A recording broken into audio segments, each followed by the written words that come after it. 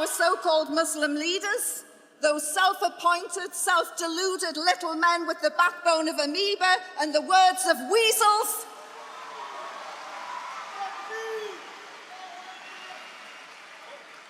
they tell us to keep our heads down. They tell us to be silent. They try and put fear into ourselves and our communities. They are the real enemy from within.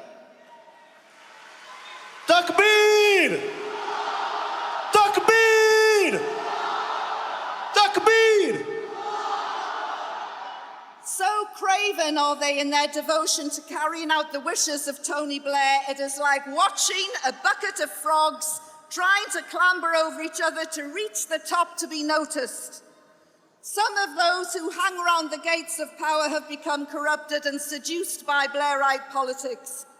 But I think these individuals should come clean to the Prime Minister, because these men do not speak for me. Do they speak for you? I can't hear you. I think you said no. The sad reality is the Downing Street house Muslims, Tony's pets, are more to be pitied. They have forgotten.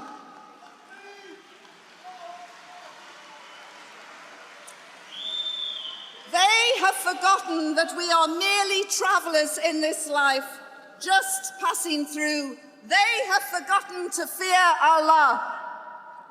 But we are just as much to blame. When we see a member of our family becoming weak and corrupt, what do? We turn a blind eye. Look at how our young people are being poisoned and corrupted by drugs. Do our so-called community leaders tell Tony about that? Do they shout out because the police in this country allow the drugs trade to flourish in Muslim communities? Just in the same way J. Edgar Hoover allowed drugs to poison the black communities in America? No. Because Tony doesn't want to hear that the police are using the Muslim areas as areas of containment. It suits the police for Muslim drug dealers to peddle their filth to Muslim kids. It suits them to have a gun culture thriving on the back of the drug trade. Isn't it ironic? Belmarsh is full of brothers who are being held without charge or trial on flimsy suspicions and evidence that would not fill the back of a postage stamp. Yet we all know who are the drug dealers, so why don't the police pick them up? The dealers in Birmingham, for instance, are so confident they won't be nicked, they openly ply their trade right outside Sparkhill police station.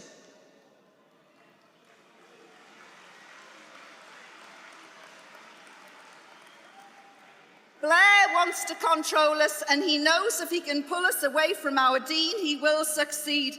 We must hold on tight to the rope of Allah.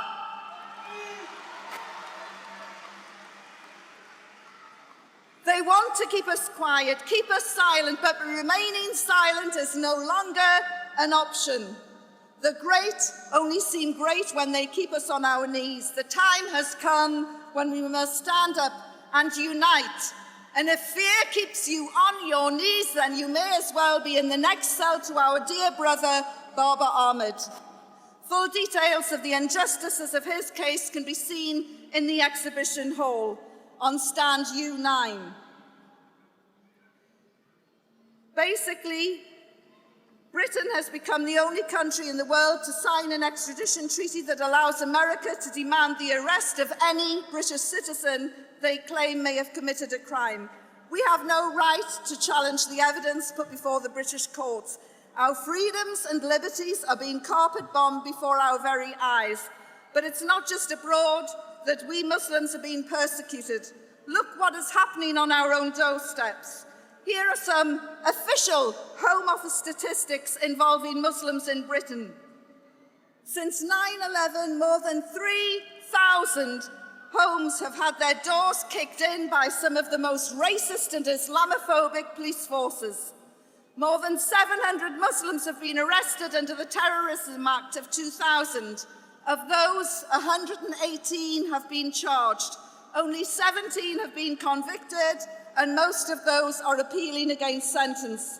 Their only real crime was practicing their religion, our great religion.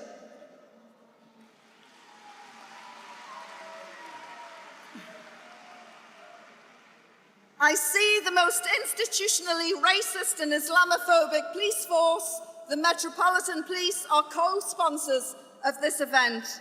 Well, if this is blood money and this is an attempt to appease the Muslims, they will have to try a lot harder.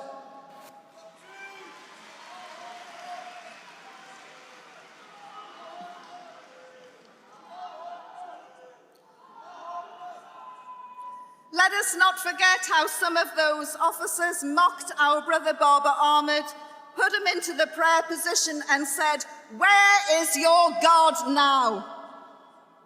Brazilian John Charles de Menezes, shot with dum-dum bullets by officers from the Met force, would still be alive today if he was white. Firearms officers were convinced he was a Muslim. That was all the proof they needed to pull the trigger. It is obscene there is a shoot-to-kill policy in Tony Blair's jackboot Britain.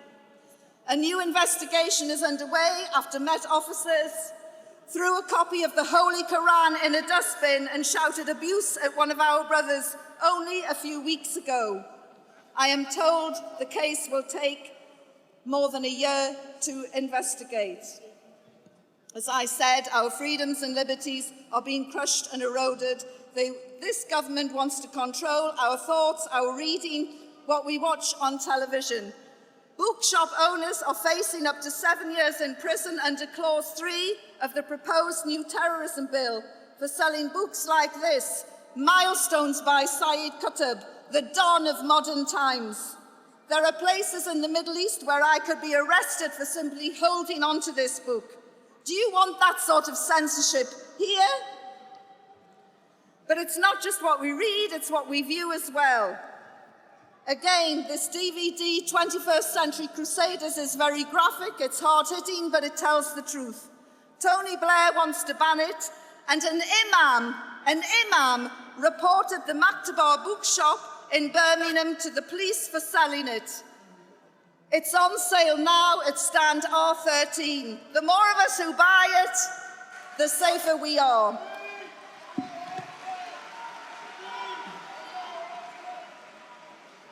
The authorities have to be made to realise if they arrest just one of us, they arrest all of us. We are all Baba Ahmeds. We are all Saeed Qutb. We are all Muslims, and our nationality is our belief.